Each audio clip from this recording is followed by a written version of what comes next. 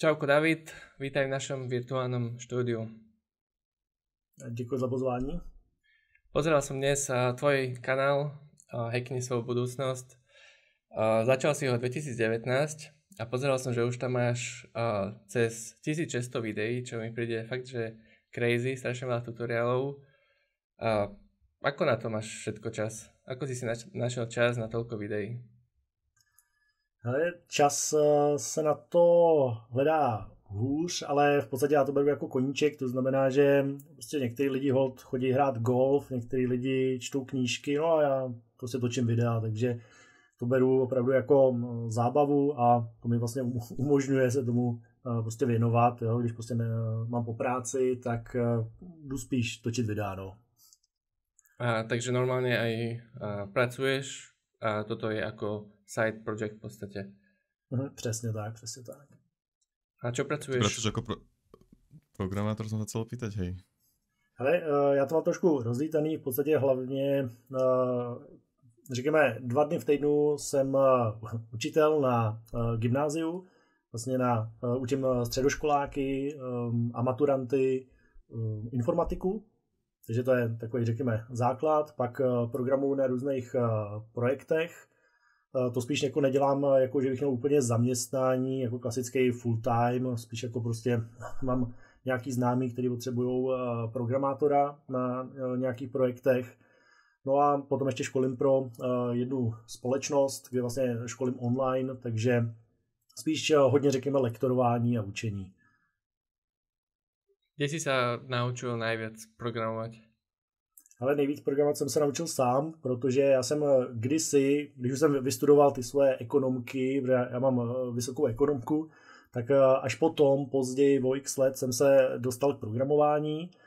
Bylo to i díky tomu, že jsem dělal v softwarové firmě, já jsem tam dělal markeťák, ale viděl jsem ty programátory, jak tam chodí a no, tak jsem si říkal, no tak to taky zkusím.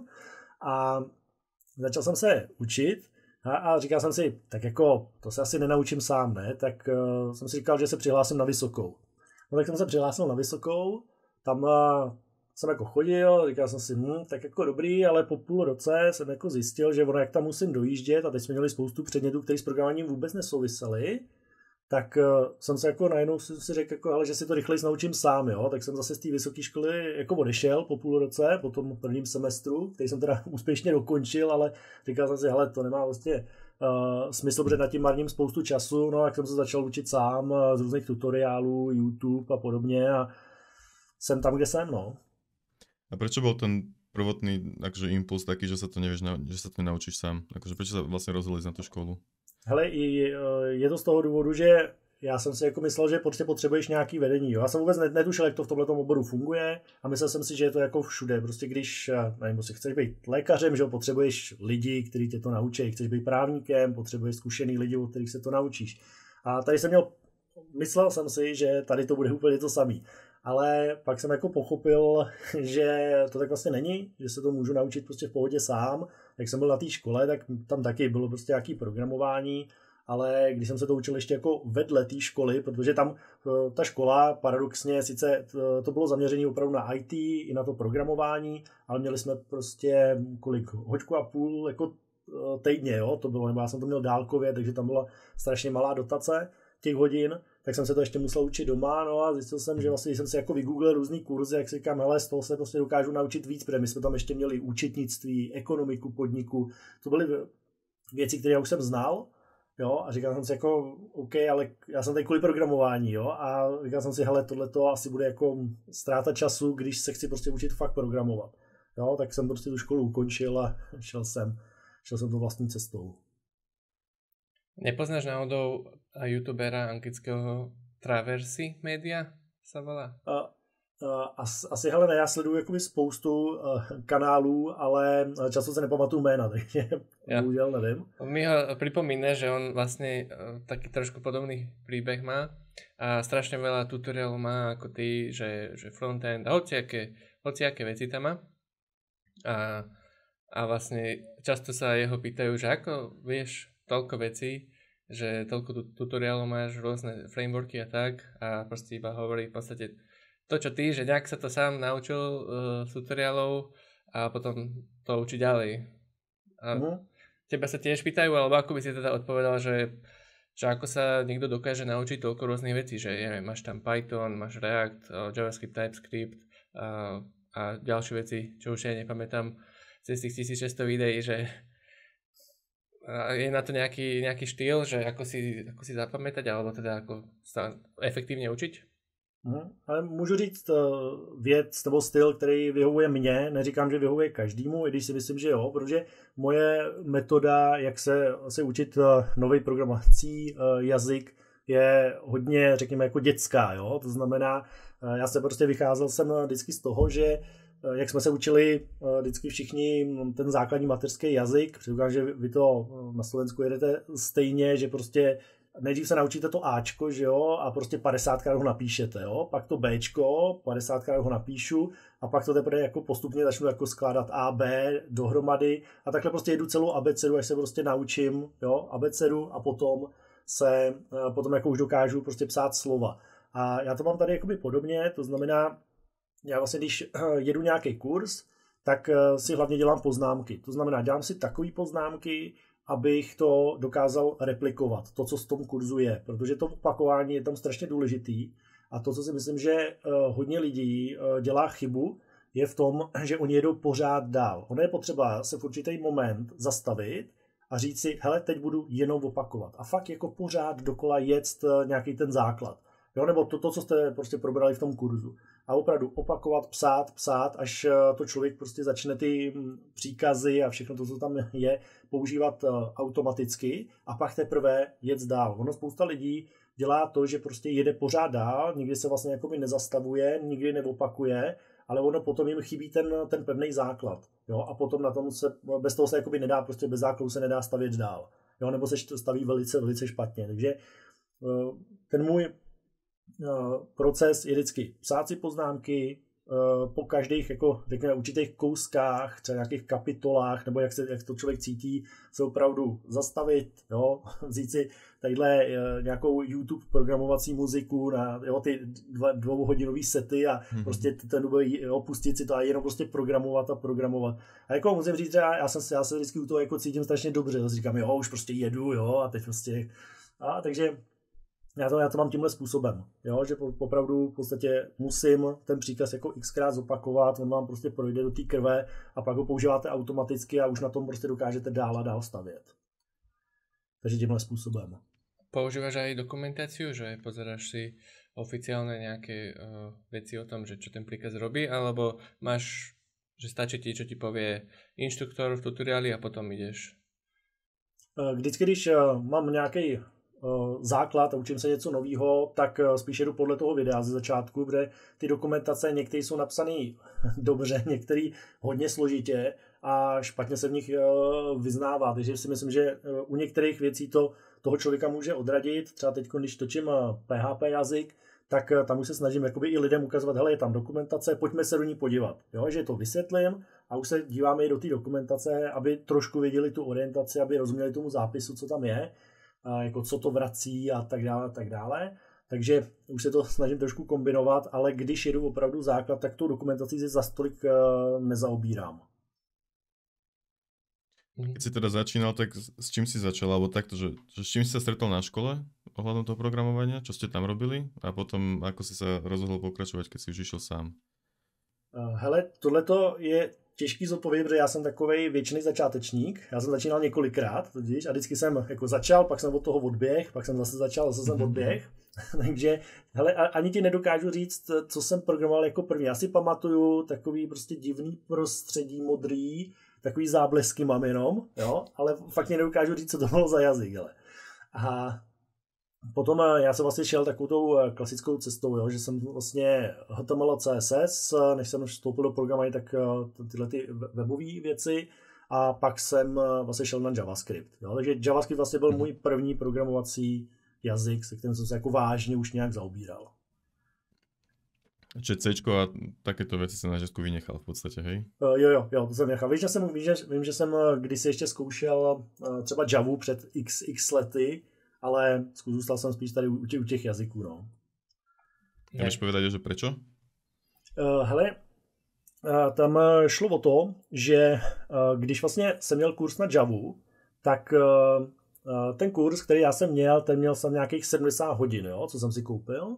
To byl vlastně můj online kurz, klasika. A teď jako já jsem jel a teď už jsem měl za sebou, nevím, prostě jako třeba takových 20 hodin, ale pořád se tam jako nic nedělo, jo. Pořád to jako vypisuješ do nějakého terminálu, říkám si, hele, to je nějaký divný, ne, neexistuje jako něco, abych to jako viděl, jo? Tak jsem se zase vrátil k tomu HTML a CSS, jo, protože tam to hned vidíš, jo, v tom prohlížeči, hned to jako buduješ a je to takový dobře představitelný. A jak do toho zapojíš ten JavaScript, tak ten taky, že jo. Teď jo, rovnou velice rychle se tam dokáže dostat k tomu, že to komunikuje ten JavaScript s tím HTML a CSSkem, upravuješ to a jako dokážeš to líp představit, jo. Tak jsem od toho zase jako utekl, no. OK. Dáva zmysel. A je veľa ľudí takých, že im to oveľa zlepší tú cestu učenia sa, keď tam vidia to, čo sa naozaj deje. Je to úplne bežné podľa mňa. Ja som taký až tak možno nebol, ale som nejak vždy inklinoval k tomu backendu, ale už teraz som aj frontend, našťastie som veľmi rád. Chcel som sa spýtať, že máš napríklad na YouTube že JavaScript, pokročilý JavaScript, TypeScript, teraz máš teda robíš na PHPčku a tak. A máš nejaké video alebo nejaký zdroj k tomu, keď sa ti niekto pýta, že dobre, tak ako mám začať? Ako si mám urobiť tú osnovu? Ako si mám urobiť tú roadmapu, podľa ktorej pôjdem? Alebo napríklad niekto, kto, nejaký random človek si otvorí tvoj playlist a nevie si možno vybrať, že OK, idem na JavaScript, idem rovno na TypeScript, alebo že ako mám začať, tak ako môžeš odpovedať na toto? Zrovna asi před měsícem jsem si říkal, že už bych něco takového měl natočit, nějaký video, kde ukážu, co všechno tam je a jak se s tím dá vlastně nakládat, co patří do frontendu, co patří do backendu, aby si ty lidi opravdu tu cestu dokázali najít. Ještě jsem se tak k tomu nedostal, ale když se mě jako někdo ptá, třeba úplný začátečník, jo, když si představím člověka, který vůbec jako netuší, kde začít, ale ví, že by jako něco takového chtěl zkusit, tak já mu říkám, hele, začni nejdřív HTML a CSS, protože pak právě, když budeš se učit programovat, tak je dobrý, za mě teda, začít JavaScriptem. Jo? Je to právě kvůli tomu, jak jsem říkal, že to navazuje na to HTML a CSS a je to představitelný. Tam, když prostě dělám cyklus, tak si to můžu aspoň vypsat třeba do té konzole nebo rovnou do té stránky, pokud to umím a chápu to. Vím, co to dělá, že to prostě opakuje ty věci, vím, jak to pracuje, vidím, kolikrát mi to tam přesně vypsalo. Jo, a je to prostě všechno jakoby pro mě mnohem líp jakoby představitelný, když všechny ty prvky, jo, ty proměny, ty cykly, podmínky, jakoby spojím prostě dohromady a vidím rovnou nějaký reálný výsledek. Takže tohleto vždycky jako lidem říkám, já se v tomhle řídím tím, co říkal právě jeden zahraniční youtuber, že říkal, když si vybíráte jakoby první jazyk, tak je důležitý hlavně si nějaký první jazyk vybrat a skočit do něj. Protože že on právě říkal, že je to jako na Netflixu, prostě když si vybíráte ty filmy, vy si nemůžete vybrat, tak tam půl hodiny scrollujete a vlastně nic jste si nevybrali. Tak je lepší prostě na nějaký kliknout a risknout to. Buď se mi to bude líbit, nebo nebude, ale každý ten film vám jako něco dá. Takže i tady v ten programací jazyk, každý, i když si vybere třeba ten člověk něco jiného, třeba Python a podobně, tak vám prostě něco přinese. A já třeba z hlediska, ono tam je totiž, tam jsou jakoby dvě hlediska. Jedno hledisko je, řekněme, lektorský a druhý je, co chce trh, jo? Co je jakoby moderní dneska. A já těm lidem často říkám, a spoustě lidem by se to určitě jako, nebo spousta ajťáků by se to nelíbilo, že já lidem říkám, hele, nauč se, jdi cestou. Pokud jsi úplně začátečník a nevíš, tak jdi cestou HTML a CSS, to se nauč se vytvořit nějakou jednoduchou webovku, jo? Aby to prostě mělo nějakou úroveň, OK. Pak jdi na JavaScript, JavaScript tě naučí ty základy programování. Jak jsem říkal, dobře se to chápe, protože to navazuje na to HTML a CSS, můžu to spouštět rovnou v prohlížeči, vidím ty výsledky, dobře si to ten člověk osvojí. A pak říkám, což je právě to, za co mě určitě spousta lidí pranířovalo, že jim říkám, hele, jdi do PHP. Protože PHP jakoby není už bůh jak moderní, když se podíváte na ty statistiky, jo, tak jako kleslo docela. Někdo vám pochopně řekne, jako to už je úplně mrtvý, proč se tomu věnuješ. Ale zase, to PHP jde krásně napojit na to HTML. Jo, a velice, velice rychle.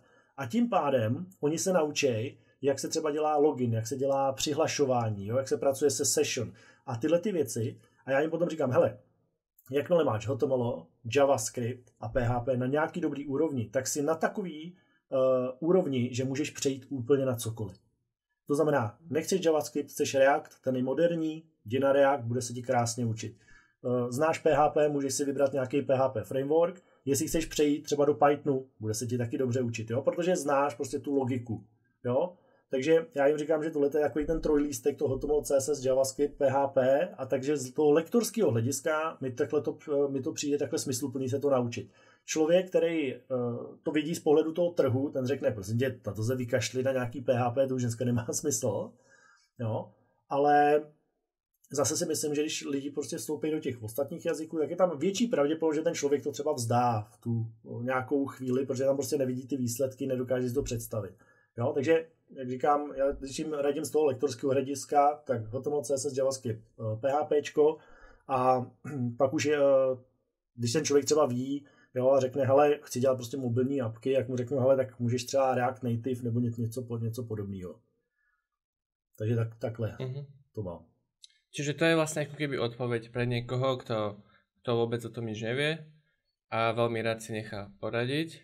Potom sú asi takí ľudia, čo dajme tomu jeden ročník na strednej škole alebo niekde sa s tým stretli a už vedia napríklad, čo je rozdiel, aký je rozdiel medzi frontendom a backendom a možno, že napríklad vedia, že áno, že chcú robiť ten frontend, tak potom táto cesta je asi tiež rovnaká, alebo možno, že sú takí, že frontend nie, že úplne to nechcem, hej, ja som bol napríklad taký, tak potom by si napríklad povedal, že ten Python alebo niečo iné, alebo aj tak skús, aj keď si myslíš, že nechceš frontend, tak aj tak to skús.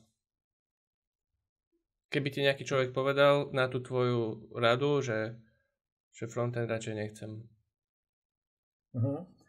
Hele, v podstatě já vždycky jako lidem říkám, jednak první věc je, že lidi mají jakoby představu, že IT je opravdu jenom o nějakém jakoby jednom kódu, tak jim říkám, hele, tam těch kódů je strašná spousta, může dělat strašnou spoustu věcí. Jo? To je první věc, jako co vždycky lidem říkám.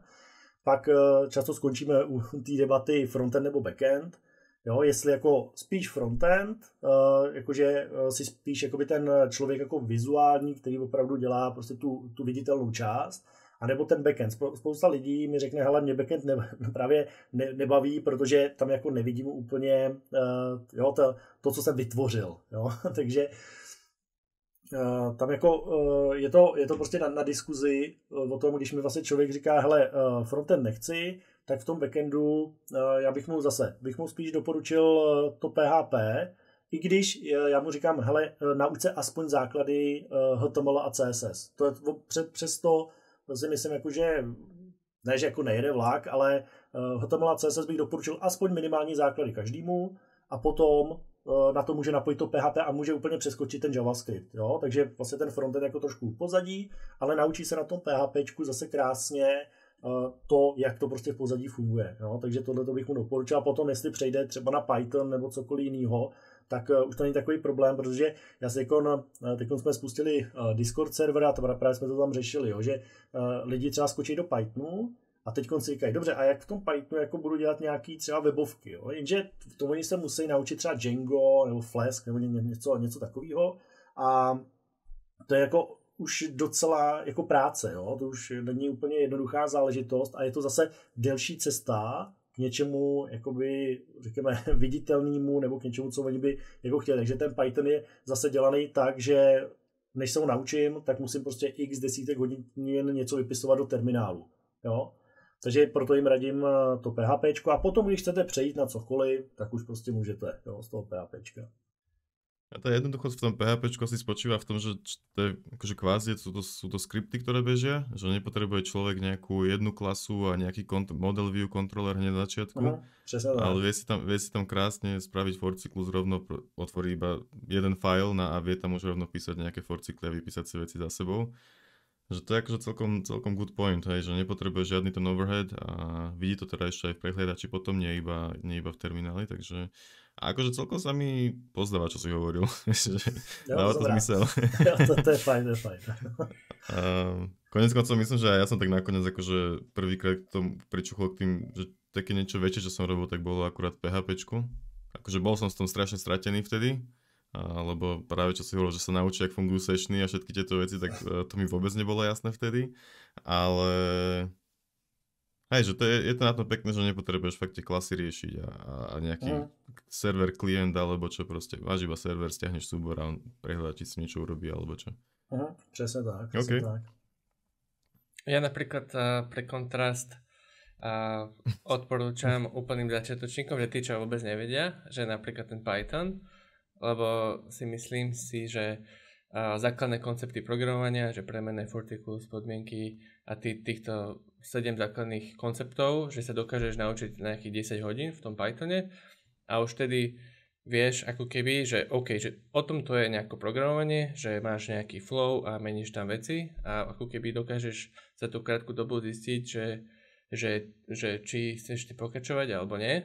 Že tá investícia je podľa mňa menšia a tie cesty sa ti takisto dobre otvoria, aj keď OK, môže to byť celkom od veci, že dobre naučil sa Python 10 hodín alebo 20 a teraz si máš začať HTML, CSS, je to úplne iná dimenzia, ale ako keby síce tie základné koncepty prídu potom v tom JavaScripte, ale si myslím si, že je to celkom OK. Hej, ale akože tiež ja by som napríklad radil každému, že hej, vyskúšaj frontend, vyskúšaj Python, vyskúšaj tieto dve veci minimálne a potom ako keby nejako uvidíš. Ja samozrejme nepreháňaj to, že nevyskúšaj aj C, aj Java, lebo potom sa zblázneš toho, ale hej, je super poznať oba tie svety. A dokonca, ak ešte môžem povedať, že vyskúšať si aj nejaký kompilovaný jazyk, že JavaScript alebo Python, vieš, je dynamicky typovaný, není kompilovaný a to vlastne, keď niekto potom uvidí prvýkrát Java alebo C# alebo takéto niečo, tak je to... Ale niekto to ani nemusí nikdy vidieť a je to v poriadku. Hej. PHP je vlastne tiež dynamické, či ako to je PHP? V PHPčku nemusíš vlastně určovat, jo, co kde je naštěstí. No, naštěstí. No, to má se výhody, nevýhody. No.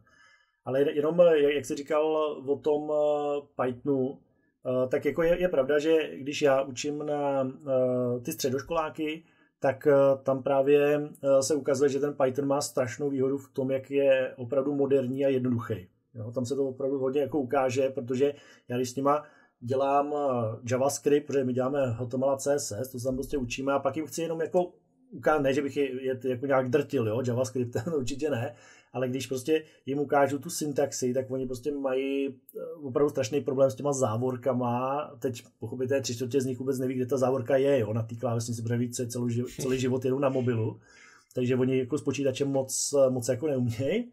Jo, takže tam řešíme a teď jsou tam ty různý typy závorek, že jo, takže to oni jako to už je úplně jako špatně, jo. Takže ten Python je v tomhle tom jako fakt jako krásný, že tam zase máš pravdu, že zase krásně jakoby vidíš tu syntaxi, která je jednoduchá a dokáže se to hodně rychle naučit, to programátorské myšlení, jo, což je vlastně ten cíl ukázat třeba na té střední škole, jak vlastně to programátorské myšlení funguje, že je třeba jiný než, já nevím, řeknu třeba marketingový, než takový to jako hodně jako kreativní a že tam jsou prostě nějaký pravidla a to se jim zase krásně prostě na té střední škole ukazuje na tom Pythonu, no, což je zase pravda. A ten JavaScript, keď vlastne pridáš do toho HTML a CSS a je to taký ten prvý jazyk pre toho začínajúceho programátora, že tie koncepty tam uvidí, ten for cyklus. Ak teda niekto začína HTML, CSS a potom ide JavaScript, tak vlastne for cyklus doteraz nevidel, nie? Lebo v HTML, CSS tam nepíšeme for cyklus, takže až v JavaScripte.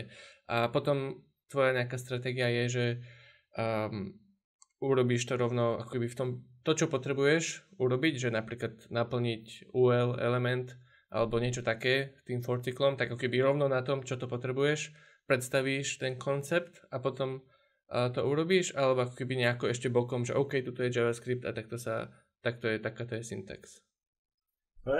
Vždycky ty lidi, co jsem si všiml hodně v komentářích, tak nejvíc oceňují to, když se povede natočit takový tutoriál, kde máš vysvětlení, jako jak něco funguje a potom hned nějakou praktickou ukázku, což právě v tom JavaScriptu je super, že jde, protože to můžu napojit na to HTML/CSS. Takže jak říkáš, krásně je to třeba vidět u pole. Když řešíš pole, tak jim říkáš, dobře, tak když si vytvořím pole, můžu tam nadspat víc věcí. A teď oni jako, dobře, a k čemu mi to je? Jo, takže ty si tam dáš víc věcí a teď je začneš tím cyklem vypisovat do stránky a hned oni vidějí, aha, jo, dobrý, takže když to pole rozšířím na místo 3 jmen, třeba tam bude 150, tak on mi to pořád vypíše, jo, to je super, jo, už chápu prostě k čemu to je. No a tohle je právě to, na co se mi jako osvědčilo, no, že ukázat a hned prostě nějaký praktický příklad. To je obrovská výhoda oproti Pythonu alebo tak, tam musíš byť už trochu kreatívnejší. Přesně tak, no. A nebo těm lidem třeba v tom Pythonu zase pomáhá, když jako, sice jim to třeba ještě neukážeš, k čemu to jako reálně je, třeba na nějaký webovce, ale řekneš jim to, jo, aspoň jim to říct, hele, jako v praxi, třeba, já nevím, zavítáš nějakou webovku a řekneš, hele, tohle by třeba mohli mít naplněný polem, tady prostě to vypisují tím forcikem, aspoň trošku jim jako naznačit, jo, a ty lidi jsou za to fakt rádi, jo, že to přispívá k tomu lepšímu pochopení.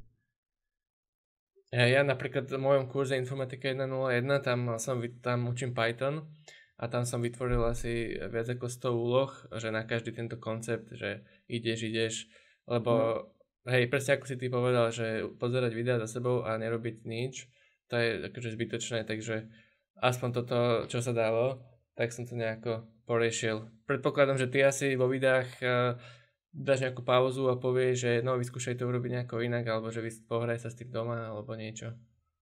Často tam dělám to, že těm lidem, zvlášť jsem to dělal v Pythonu, že vlastně dám jakoby nějaký zadání, když už teda probereme nutnou teorii, tak pak mají zadání a říkám jim, hele, stopněte si video a já prostě jedu dál to řešení. Jo, a je na nich, jestli pojedou se mnou nebo pojedou sami. A to procvičování je tam opravdu hodně důležitý, no. Určitě. Na tej strednej škole napríklad, keď učíš,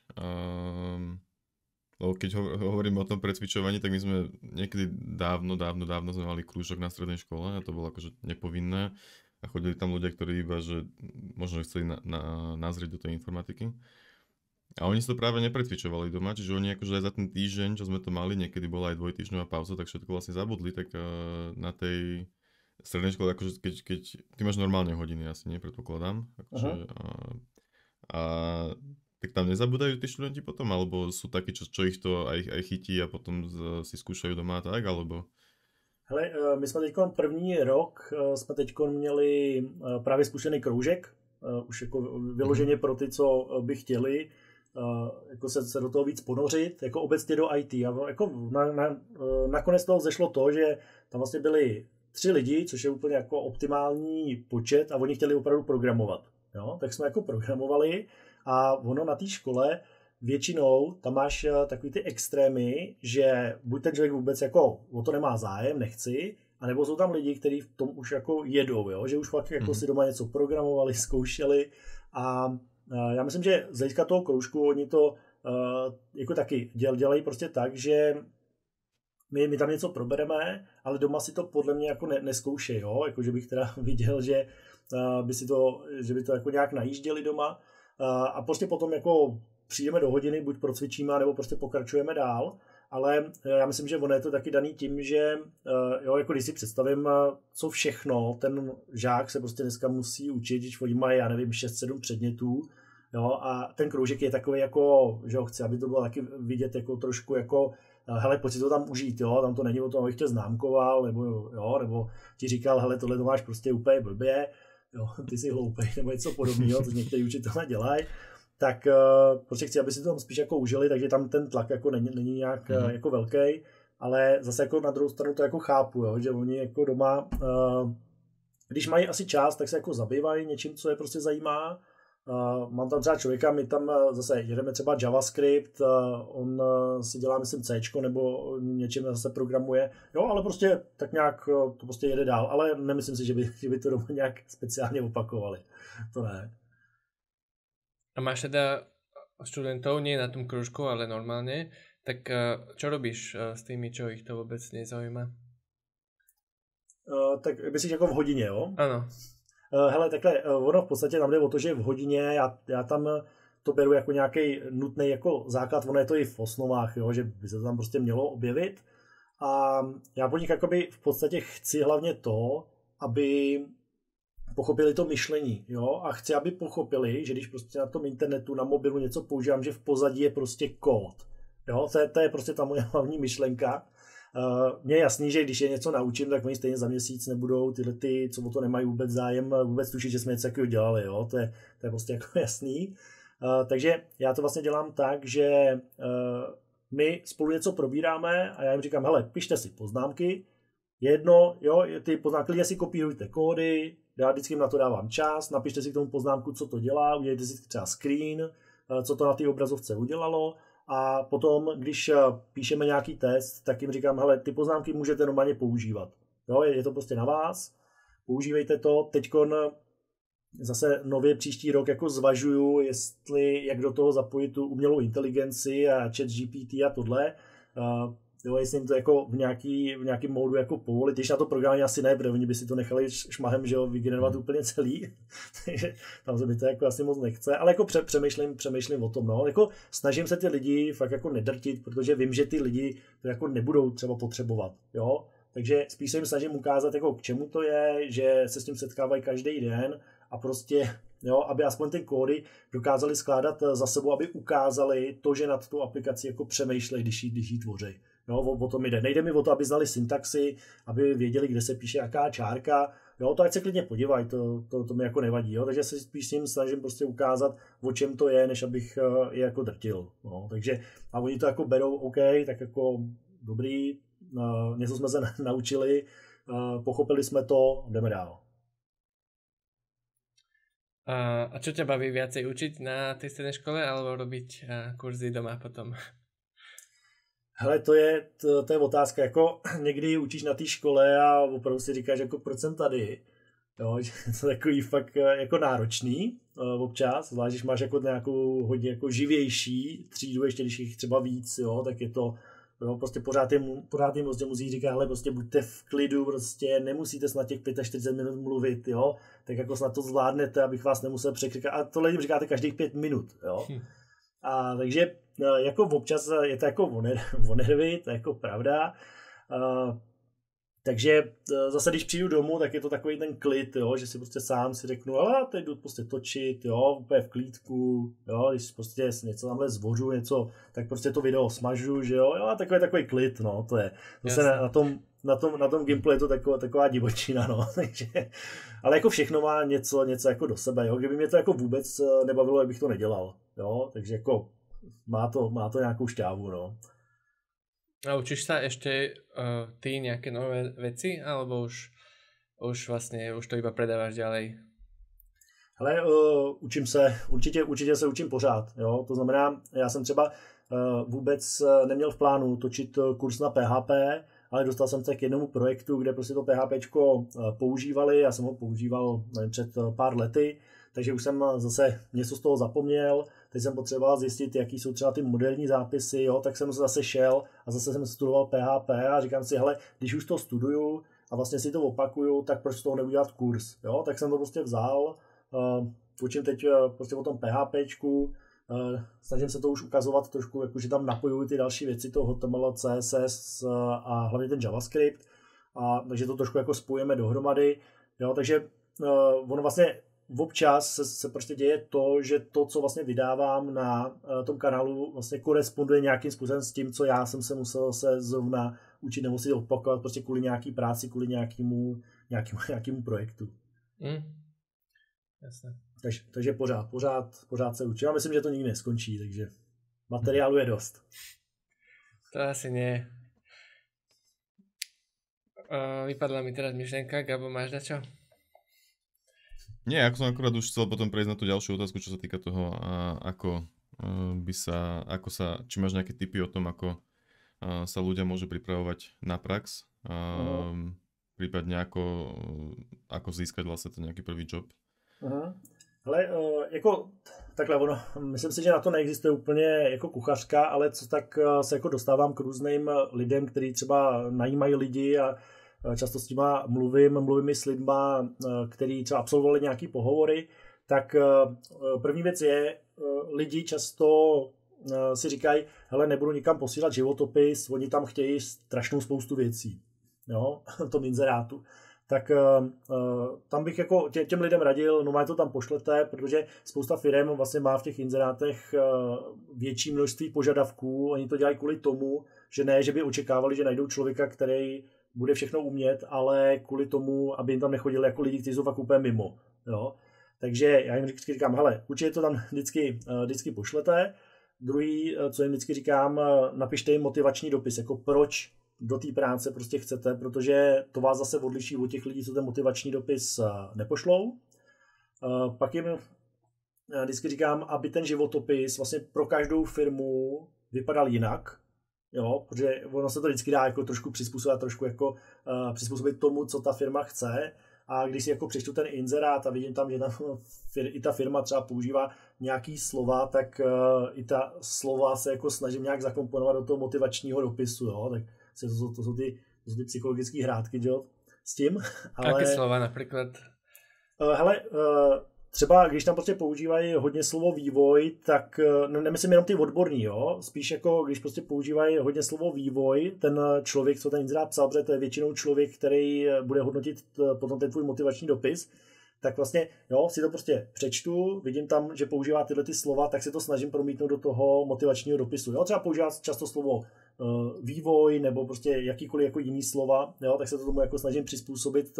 Ono to pak, my jsme tohleto často dělali v marketingu, že jsme dělali copywriting a psaní těch textů, tak jsme prostě tam řešili, že tu psychologii, jak tohleto vlastně jako by napsat ten text, aby to ten člověk aspoň podvědomě chápal, jako, že je to jako dobrý, jo. Takže jako další věc, to, co mě třeba ale hodně zarazilo a v čem jsem se jako dost dlouho mýlil, bylo to, že já jsem si jako myslel, že je dobrý té firmě ukázat třeba x nějakých projektů, na který člověk dělal, jo? Že třeba na GitHubu nebo nějakým jiném úložišti prostě budete mít první projekt, druhý, třetí a třeba jeden člověk, ten mě jako vyvedl co omylu, ten říká, hele, když někdo přijde, tak dávám větší důraz na to, když mi někdo ukáže jeden velký projekt, jo? Jako třeba větší stránky, které jsou prostě komplexnější, než když mi ukáže x malých projektů, protože u těch malých projektů já jako nedokážu říct, jestli jsou to jeho kódy, nebo to jenom prostě obsal z YouTube, ale když mám ten jeden velký projekt, tak se podíváme do kódu a bavíme se jako o tom kódu, jo? A já poznám, jestli ten člověk tomu jako rozumí, proč tady dělal to vyhledávání takhle, jo, to máš, jo, a tohle to si dělal jak, já ten login, jo, máš to napojené na databázi, kde máš tu data, jo, a už to prostě jako jede a je prostě lepší, co by ty lidi říkali, se jako o tom bavit, jo. Takže je lepší mít jeden větší projekt než x malinkých, jo, což si myslím, že i dává smysl, protože zase člověk, který to potom bude hodnotit, tak on asi nechce u jednoho člověka, že ho procházet 20 malinkých projektů, stahovat si kódy, tak radši stáhne jeden velký, podívá se dovnitř a řekne, jo, hele, to jako dává smysl a jde prostě dál, jo, třeba si řekne, jo, toho pozvu. Takže to je asi fajn. Potom už jsou takové ty klasické věci, jakože když se vlastně v té firmě, kde jsem kdysi dělal, se najímal nový programátor, tak prostě přišel šéf a říká, hele, ten člověk, co tady teďkom byl, ten je super, jako znalostně OK, ale ten by nás tady všechny chtěl šéfovat, jo? Že byl takový, jak se říká v angličtině bossy, myslím, že se tomu říká, jo? Že je takový ten šéf, jo? Že prostě vždycky musí být jako po jeho a tohle, takže třeba i ta osobnost, jo? Tam hraje prostě důležitou roli, aby ten člověk prostě ukázal, že bude pracovat prostě v týmu, jo? A musíte prostě ukázat, že jste týmový hráč, protože i když budete prostě super programátor, ale budete jim z nějakého důvodu rozbourávat ten tým, tak to prostě jako normální manažer vás prostě neveme, jo, si myslím. Takže určitě tohleto a potom bych těm lidem určitě radil trpělivost pochopitelně, protože ono se často stane, že pošlete 40 životopisů a ozvou se prostě 2 firmy, jo, ale to tak prostě je a těm lidem vždycky říkám, hele, v průběhu toho, když posíláš ty životopisy, musíš na sobě prostě pořád makat, aby si i jako ten mozek navyknul na to, hele, minule jsem sice neuspěl, OK, ale to mě nemusí mrzet, protože teď jsem třeba o nějakých těch x lekcí dál, už jsem trošku jako maličko zkušenější, jo, neříkám, že udělali nějaký obrovský pokrok, ale prostě jsem trochu zkušenější, tak nad tím přemýšlej tak, že teď už mám větší šanci, jo, se tam dostat.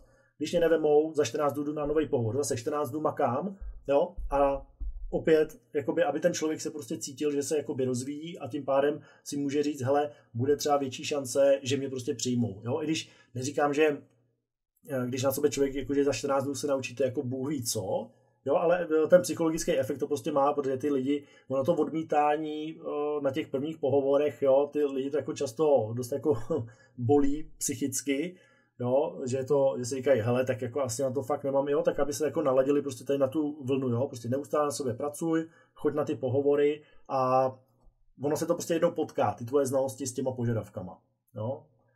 A pokud, to taky jsem teď mluvil s jedním člověkem, který právě taky rozesílal x životopisů a taky mu prostě vyšlo jenom pár a říkal, mně strašně pomohlo, že jsem si dal pauzu. Že jsem si prostě 14 dnů, 3 týdny jsem neposílal nikam nic, jenom jsem si v klidu programoval a pak jsem na to zase najel, jo? Že si prostě dal tu pauzu v tom hledání, což taky věřím, že tam jako může udělat svoje. Takže záleží, jestli ten člověk to potřebuje jako existenčně, jako potřebuji rychle práci, jo, tak ten si asi pauzu dát nemůže, ale pokud ta pauza je možná, tak asi je to jako dobrý. Jo. Takže tohleto bych asi jako těm lidem jako radil. Ono dneska nejjednodušší cesta, vlastně jak se dostat do IT, že je přes pozici většinou testera. Jo, protože ten tester nemusí mít zas takový znalosti. Mám i jednu klientku, se kterou jsme se jako připravovali, vlastně učili jsme se právě programovat a tyhle věci, ale se teď právě nastoupila na pozici testera, takže teď se vlastně zaučuje, jo, a dá se tam jako dostat opravdu jako docela dobře. No, takže to je zase jako další možnost, jak jako vstoupit do IT, i když to není vyloženě programátor, ale z toho testera se pak na toho programátora dostanete zase s nás. No, ja som tiež počul takéto prípady, že niekto začal ako tester, respektíve manuálny tester a potom sa prepol do automatizovaného testera, začal písať nejaké skripty, tam sa naučil to programovanie a odtiaľ už mohol ísť ďalej. Přesně tak. A je tiež inak sranda, že už mám pocit, že sa tam to aj začínajú opakovať tie motivačné listy, že je to minimálne 3. alebo 4. krát, čo to počujeme v našom podcaste.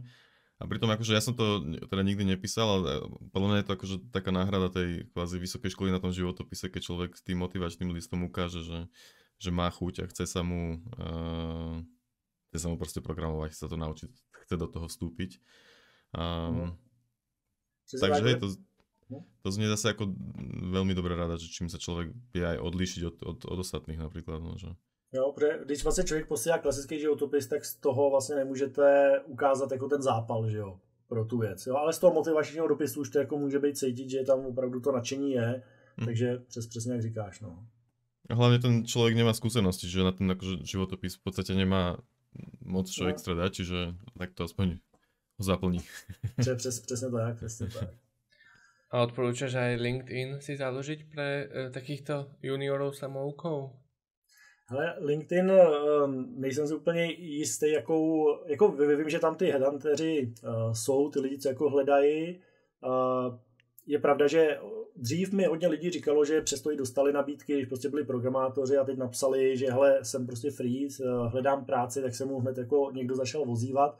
Nevím, jak je to teď, protože čím víc jako sleduju ty různý vývoje těch sociálních sítích, tak někdo říká, že ten LinkedIn jako začíná hodně jako upadat, že se tak trošku zastavil v tom vývoji. Jako minimálně bych to zkusil, jo.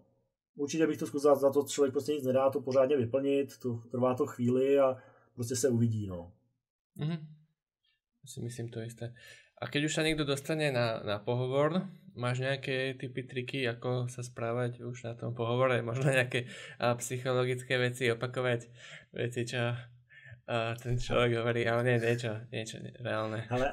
Ale my jsme často, jako když jsem třeba ty různý psychologické triky, když jsem ještě dělal v marketingu, tak tam třeba jeden z těch psychologických triků je, že vlastně tomu člověku přikivuješ, jo? Protože on potom, když jako pořád jako kroutíš tak jako hlavou, jako tak tím pozitivním, ne tím negativním, ale tím pozitivním, tak on potom ten člověk odchází z toho pohovoru jako ve smyslu, jako, že ten člověk byl pozitivní.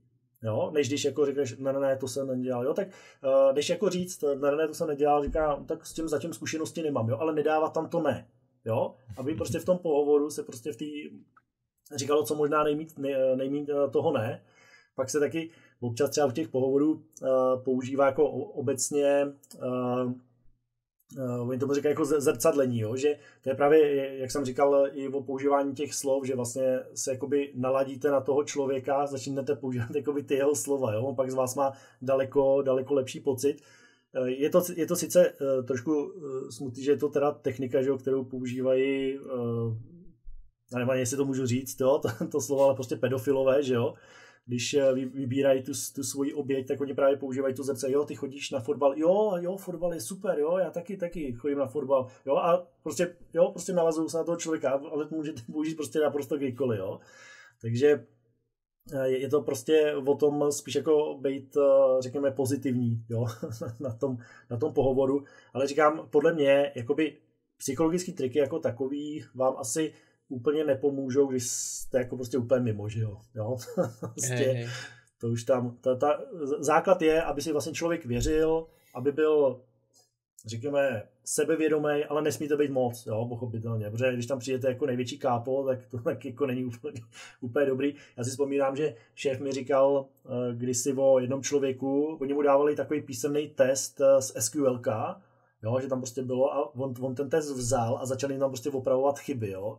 Prostě tady máte překlep, ano, to takhle začal potrát, on říká, ježiši, jo, tak jako, jo, tak zase trošku jako soudně k tomu, no, takže prostě, myslím si ale, že na tom pohovoru prostě přijít, být v klidu, jo, spíš jako jdete si tam prostě popovídat a spousta těch lidí opravdu ty pohovory dělá stylem, že si jdete popovídat, popovídáte si o tom projektu a prostě buď si jako sednete, nebo ne, no. A zároveň pochopitelně tam záleží na těch znalostech.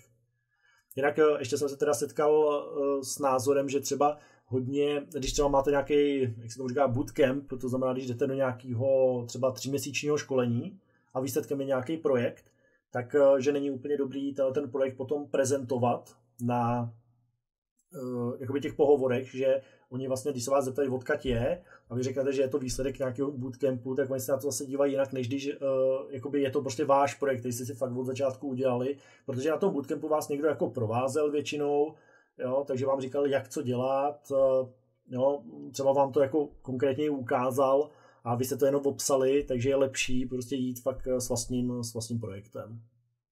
A to vlastne potom platí teda asi aj pre kurzy a nie len pre bootcampy, že keď sa v rámci kurzu robí nejaký väčší projekt, tak tak zároveň je dobre to možno spomenúť a povedať, že áno, že tam som to všetko iba opisoval, ale potom som si spravil tento iný fantastický projekt, ktorý som robil už úplne sám. Přesně tak, když pak člověk si najde třeba i téma, který ho baví, proto já všechny ty svoje projekty, že ho dělám na Harry Potterovi, tak jo, tak prostě je to, jo, tam hrajete s těma fotkama, s tím, že to bude fungovat takhle a tamhle bude výpis těch žáků a teď to dám zpět do té databáze, tak si myslím, že je to jako fajn, jo, že i ty lidi to jako hodně baví, jo, než nějaký projekt, který vám někdo zadal, že má vypadat takhle, ale vy prostě potom máte tu svobodu a můžete si fakt udělat cokoliv. Jo, a od receptů až prostě po, nevím, vlastní Netflix. Ja mám ešte taký tip, čo možno ľudia zabudajú, je, že mať nejaké otázky, hlavne na konci, alebo možno v strede, keď sa ten pohovorujúci spýta, a chcete sa nás niečo spýtať, tak vtedy nebyť ticho, ale mať nejaké otázky, prípadne povedať nejaké svoje preferencie, neviem, že chcem chodiť do ofisu a či tam bude niekto, kto sa mi bude venovať, alebo nejaké také veci. Ako riešiť plat, ten prvý plat, tak byť taký skromnejší, alebo možno je tam nějaká taktika? Hele, taktika, no, tady si myslím, že jako taktika úplně není. No prostě, ono to taky záleží, kde jste, jo. Jinou částku si řeknete v Praze, jinou částku si řeknete třeba v Budějcích, jo. Ono tam asi hodně záleží, jaký jsou ty relace. Takže tady na to, já ani sám bych jako neměl, bych si to fakt musel promyslet, o kolik bych si vůbec řekl, jako na jakém pohovoru, jo. Takže tam je to jako hodně složitý, no. Protože jako primárně si myslím, že když ten člověk začíná a je opravdu jde na tu juniorskou pozici, jak jde hlavně o to, aby tam šel s tím, že chce hlavně získávat zkušenosti. Jo? Ty peníze, čím budou lepší, jasně, tak je to určitě dobrý, ale oni stejně většinou to jako končí tak, že vy jim řeknete nějakou částku a i když ta částka je menší, jak oni vám dali nějakou jako svoji standardní částku potom, jo, která prostě platí v té firmě. Takže tam jde spíš o to hlavně nepřepálit. Jo. Takže spíš bych těm lidem radil spíš jako říkat něco jako menšího, reálného, a než to opravdu jako přepálit tu jejich hranici, kterou oni mají v té firmě. Jo, protože pak to už může být potom problém. No. Hej, treba poznať svoju pozíciu, že som človek, ktorý nemá skúsenosti, nemám vysokú školu technologickú a hej, z toho sa nejako odvíjať. Stretol si sa niekedy s tým, že by niekoho zaujímali certifikáty nejaké firmy? Ale to musím říct, že ani ne. Certifikáty, zpravidla ty firmy, co vím, tak třeba moc jako nezajímá vysoká škola, nebo někdo mi říkal, hele, když budeš chtít programovat rakety, které se vystřílejí do vesmíru, tak ta vysoká škola je tam potřeba, protože tam potřebuješ dokázat, že znáš tu matematiku a ty věci zatím. Jo, takže to je jakoby jakoby, že záleží prostě do jakého oboru ten člověk jde, když je to opravdu něco takhle jako specifického, tak OK, tam asi jako chápu, že třeba ta vysoká škola je zapotřebí, ale jinak certifikáty jako takový, setkal jsem se s tím, že když prostě člověk má ty certifikáty, tak už je dobré tam napsat, že to ukazuje nějaký zápal toho člověka. Setkal jsem se s názorem, že když si někdo třeba udělal nějaký, řekněme třeba 3měsíční kurz a potom ještě jako dál na sobě jako vymakal a ukáže, hele, ještě jsem dokončil tohle, tak to nejde ani tak o ty certifikáty, jenom spíš tak, že ukazujete, že na sobě zase makáte, jo, že se rozvíjíte dál, což je pro tu firmu strašně důležitý, jo, v tomto oboru. Takže ne ani tak jako ty certifikáty, jako to, co ty certifikáty můžou aspoň trošku jako naznačit, jo, o vás. Prostě můžete ukázat, hele, pořád se jako dále rozvíjím, jo, pořád se vzdělávám, takže takže ty certifikáty, já bych je tam určitě napsal, pokud nějaký mám, určitě bych nezbíral úplně kde, jaký certifikát, jo, zase je jako o tom, že každý certifikát bude mít trochu jinou váhu, jo, pokud se nebavíme opravdu o certifikátech, já nevím, třeba když mám vyplácnout kybernetickou bezpečnost, tak tam jsou nějaký standardy, že jo, a když se tohleto naučím, tak to jako už něco znamená, jo, protože je to fakt jako hodně přísný. Ale v tom programování si myslím, že ty certifikáty zas až tak obrovskou roli jako nehrajou. No. Mm-hmm. Asi nie. Máš nejaké zaujímavosti, ktoré si postrhol vo svojej kariére učenia? Že nejaké random veci, napríklad ja som postrhol, že hej, je to také obvious, že akože sú nejakí ľudia, ktorí proste potrebujú viacej držať za ruku a ísť na nejaké offline školenie, nejaký workshop a potrebujú tam tú hlavu a teda pýtať sa naživo. A potom sú ľudia, čo len tak si doma teda kódia a je to, podľa mňa je to nejaká taká možno psychologická vec, že proste sú takí ľudia, sú takí a takí. A môžeš sa aj k tomuto vyjadriť, čo si myslíš, a potom, či máš nejaké takéto svoje pozorovania nějaké?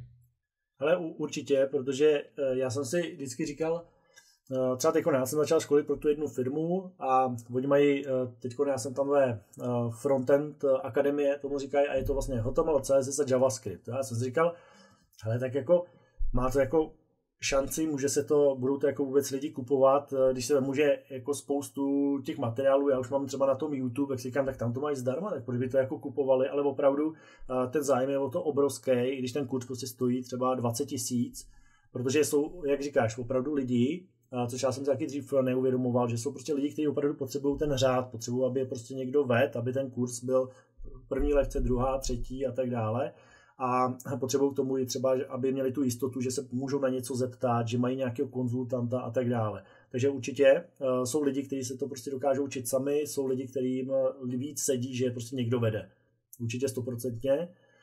Co se týče těch story, tak třeba jsem zažil, jedna žena mi psala na YouTube, že jestli dělám soukromí jako lekce, jo? Jestli prostě učím ty soukromí jako 1:1, já jsem jí psal, že hele, sorry, na to bohužel jako nemám čas, a tak jsem jí jako tak jako nějak zdvořile odmítal, ona mi psala pořád dokola, A pak mi ještě napsala na Instagramu a já jsem si jako říkal, jako trošku jsem jako tam asi jako polevil a říkal jsem si, no tak jako hele, asi bychom to jako mohli třeba zkusit. A já jsem to jako neměl vůbec v plánu tohleto řešit.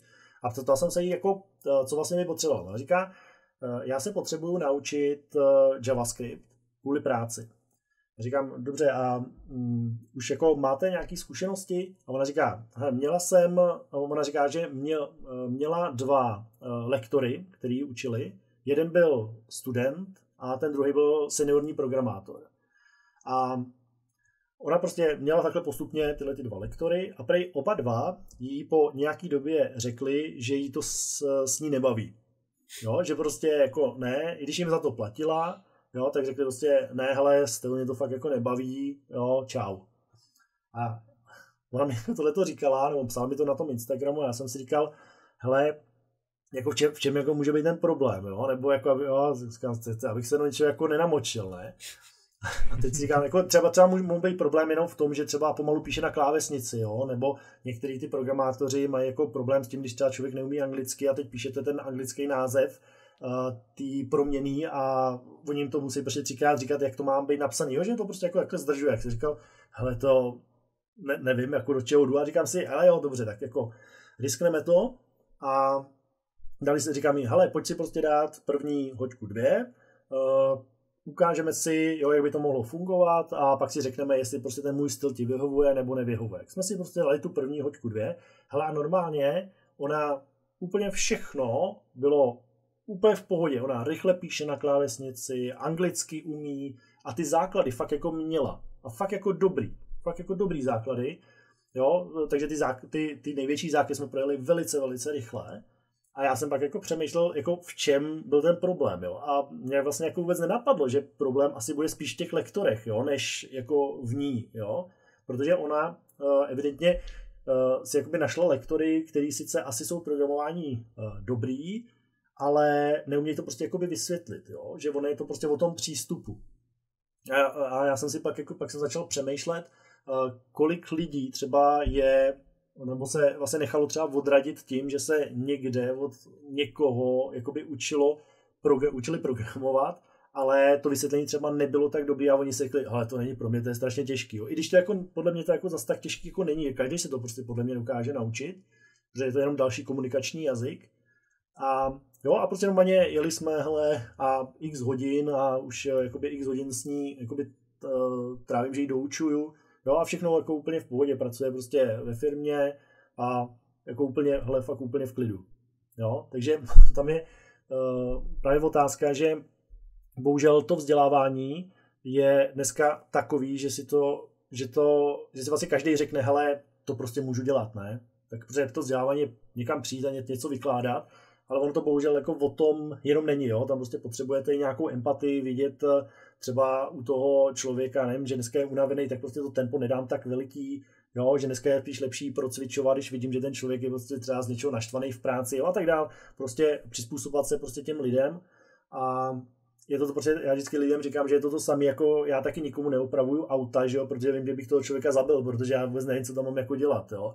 Takže stejně tak si myslím, že lidi by si vždycky měli sami za sebe říct, hele, jako zvládnu to lektorování, můžu tomu člověku opravdu jako pomoct. Pokud jo, tak super a věřím, že existuje spousta jako kvalitních, dobrých lektorů, ale zároveň si myslím, že existuje i dost lidí, kteří si prostě tam řeknou, hele, tak si tím prostě přivydělám, tamhle to nabídnu, jo, ale ve skutečnosti ty lidi tím prostě jako odradí, jo, že každý by si měl říct to prostě jako na férovku, tohle to umím, tohle to neumím, jo, tady proto jsem hodnej, tady proto ne, jo, tak třeba takovýhle story. Mm-hmm. Ještě jsem tam měl třeba jednu klientku, to bylo taky zajímavý, ona měla kurz, který stál 30 000 a na konci se vlastně dělal nějaký test a tam ono to vlastně bylo, takže ona si ho zaplatila, ale ono to bylo dělané jakoby oficiálně přes úřad práce, jo? Takže vlastně když jakoby klasický člověk šel do toho kurzu a náhodou by na konci měli 2 pokusy udělat test a nedali by to, tak vlastně mi ty lidi říkali, že by dlužili 30 000. Jo?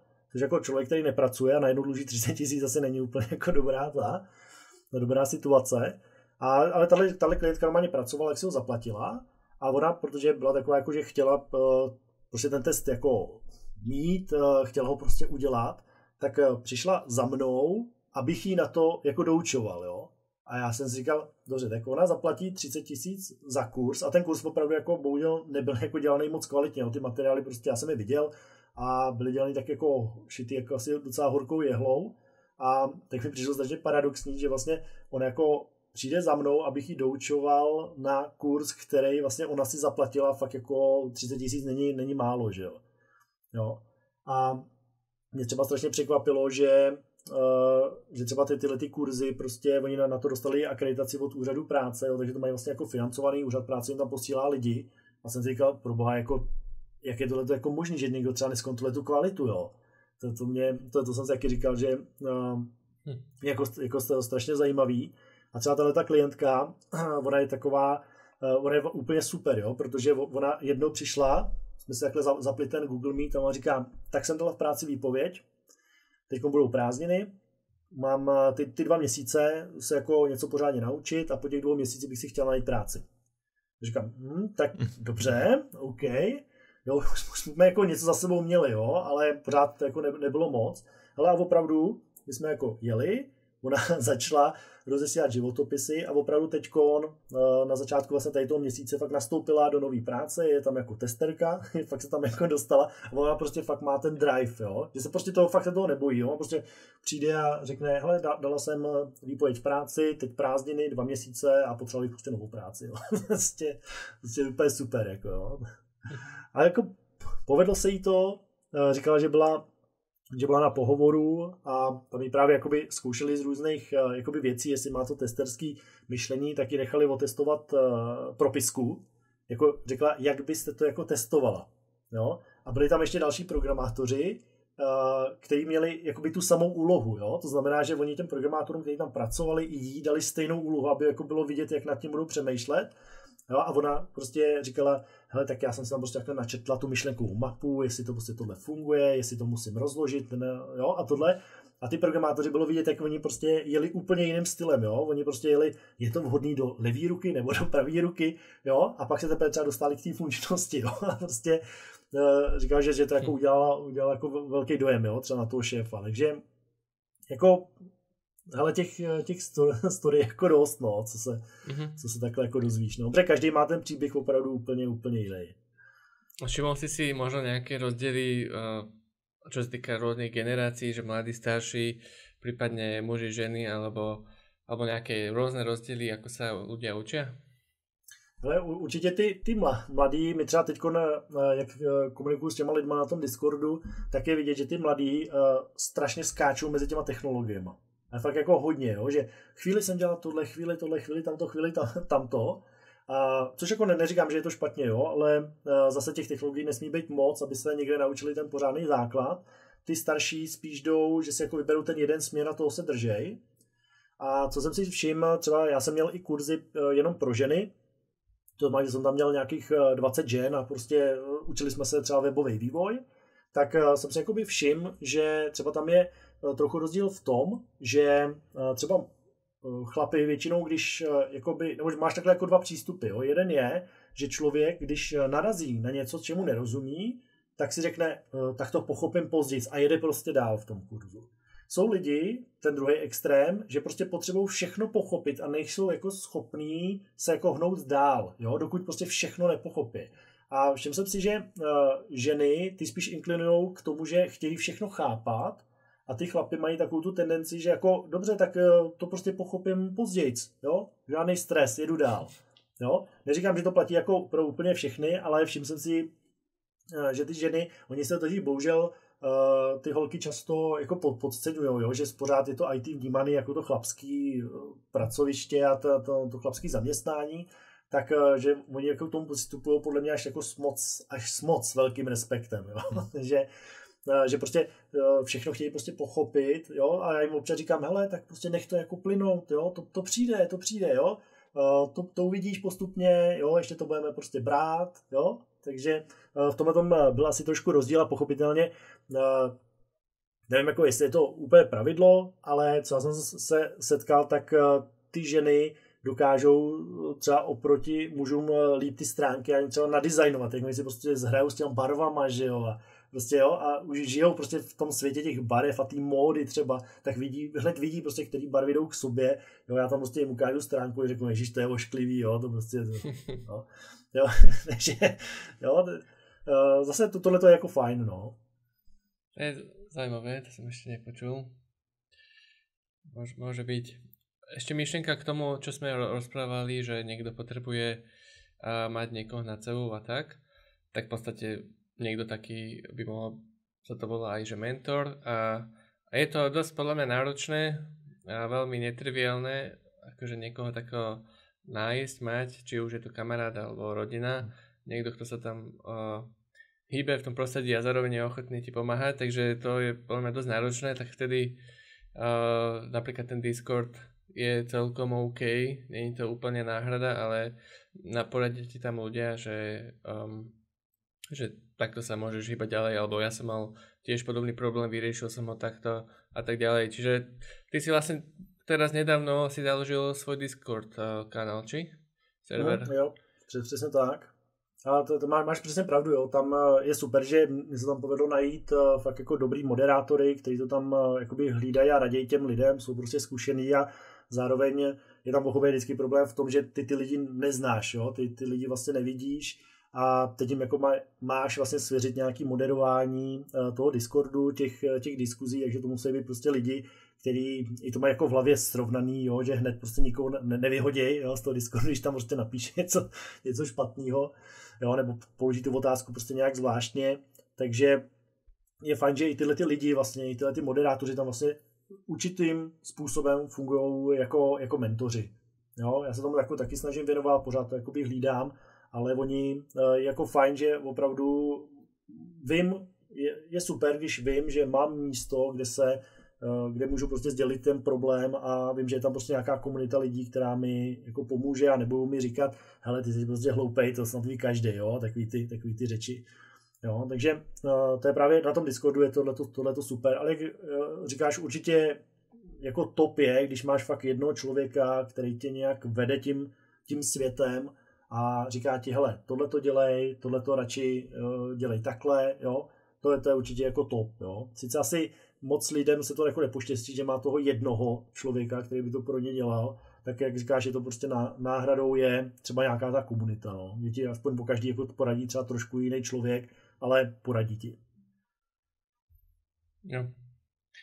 Ja vlastne som sa o tebe dozvedel, neviem kedy, pred rokom a pol, alebo kamarát môj, vlastne náš s Gabom, sa učí programovať a pýtal sa nás, lebo my sme tak komunita, sami programátori a pár neprogramátorov a tak sa pýtal, že vlastne ako začať, že chcel byť teda frontend a jeden náš ďalší kamarát, tiež programátor, mu poradil teba, tvoje kurzy, učil sa asi moderný JavaScript, teraz je na Reacte a veľmi si ťa pochválil. Aj som mu hovoril, že budeme mať podcast, tak sa určite teší. Jo, tak to jsem rád. Já jsem jako rád, že prostě ty videa fakt lidem pomáhají, jo. To byl prostě ten cíl a když jim to pomůže, tak jenom super. Ktoré videa alebo kurzy ľudí najviac zaujíma? Je to ten JavaScript alebo? Ale jako takhle nejvíc sledovaný je HTML CSS, ale to je kvůli tomu, že to byl první kurz, jo, takže to tam jako najíždí i historicky. Ale hodně ty lidi sledují právě ten JavaScript, no, a ten se asi ptají nejvíc a takový nejpopulárnější mezi nima. Jo, takže teraz PHPčko a čo ďalej, tak to ešte nevieš asi, či? Alebo máš už nějaké plány? Ale já vždycky dělám plány jakoby pár kurzů dopředu, to znamená teďkon jedu vlastně současně PHP, vedle toho jedu Tailwind. Ten jsem ještě ani jako nevydal, ani jsem nikomu vlastně neříkal, jako, že bude, jenom jsem se v nějakým jednom komentáři o tom zmínil na Discordu a doufal jsem, že si to nikdo nevšimne. Takže tam teď mám natočených nějakých 50 videí, které jako půjdou asi už brzo ven.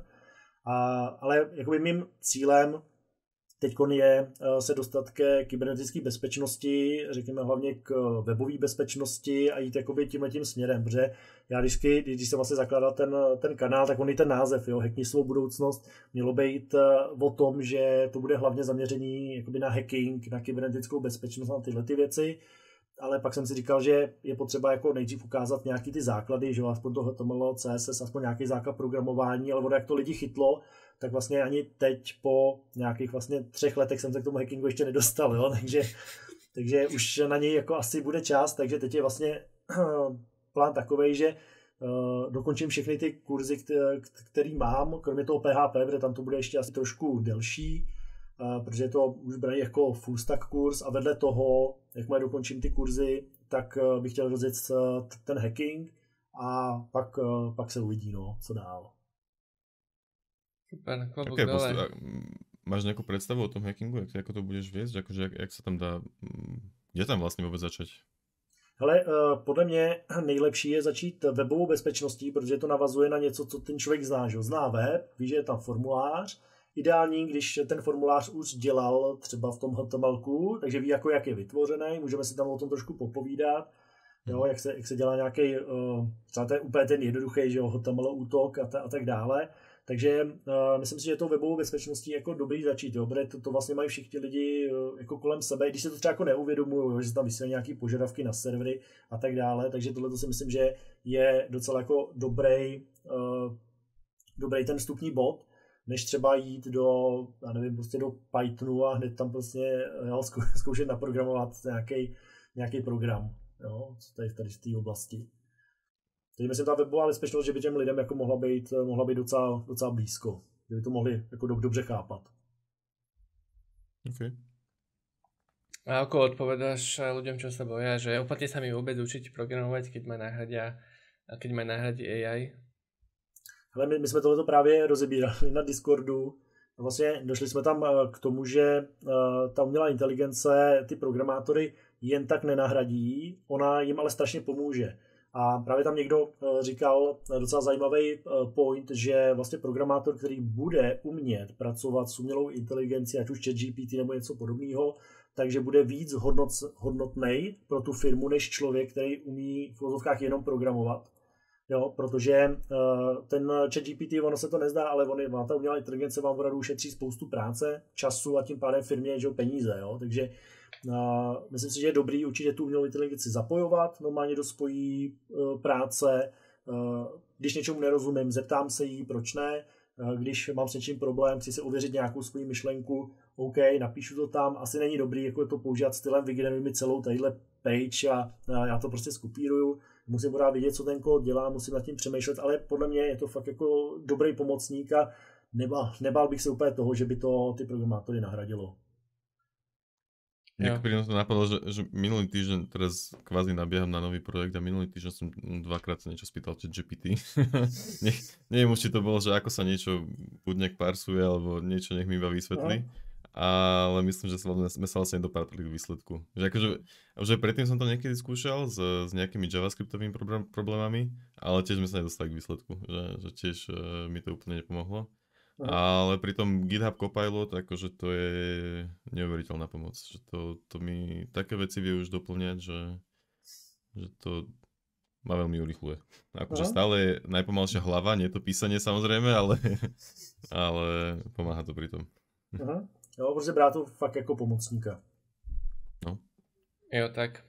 Rozprávali sme sa o umelej inteligencii pred teda 106. epizóde s odborníkom Milanom Ungerom a tiež sme sa vlastne zhodli, že je to ako hlavne v prvom rade ako tool, ako pomôcka a nie ako nejaké riešenie.